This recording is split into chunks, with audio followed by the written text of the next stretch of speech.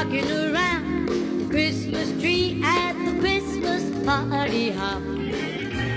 Mistletoe hung where you can see every couple try. É un dos aguinaldos que esperta máis curiosidade e coñecemos o seu contido. Ven sendo xa habitual nos últimos anos. Algúns dos empregados de Inditex comparten nas súas redes sociais a ilusión por recibir un detalle. O tradicional é agasallar cun lote de produtos típicos de Nadal. Mercedes? Si, é unha tradición do Nadal que seguen conservando moitas empresas, a de agasallar cunha cesta os seus traballadores. Hainas de moitos tipos e prezos, pero segundo nos contan en tendas especializadas como estas, o prezo medio soe rondar os 100 euros. E que soen levar estas cestas? Pois como podemos ver aquí, nunca faltan os viños, os embutidos. Tamén é moi típico poñer algún paté e algo doce como turróns ou panetone. Un clásico máis destas datas do Nadal que agradecen especialmente os traballadores que a reciben.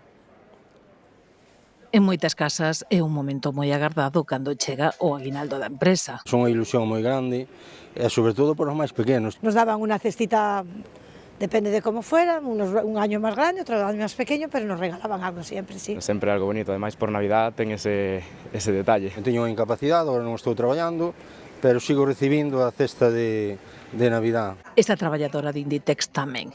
Ela comparte a súa ilusión a través das redes sociais, seguramente moi consciente de que non todos teñen a sorte dela, a de recibir un aguinaldo así.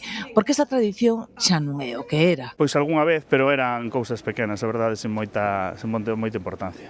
Un décimo de lotería ou algo similar, pero non as cestas, iso que se facía antaño, agora xa non. Non nos regalamos as cestas de Navidad, pero regalamos un décimo de lotería e un vale para comprar roupa. Depois a cena de empresa. Aínda que xa non é unha práctica generalizada, quedan empresarios que rascan o peto para agasallar os seus traballadores coas tradicionais cestas ou outros formatos máis personalizados. Sobre 400, 300 y pico, 400, sí, porque si te vas a un par de botellas, un par de tal, el producto ya selecto, sí. Sobre la última que estamos haciendo, 300 y pico. Fina, contanos que é difícil montar cestas máis baratas porque os empresarios piden cada vez produtos máis selectos, deses que os seus traballadores non consomen no seu día a día. Con todo, as cestas seguen a levar o de case sempre, e o máis de moda é o produto galego.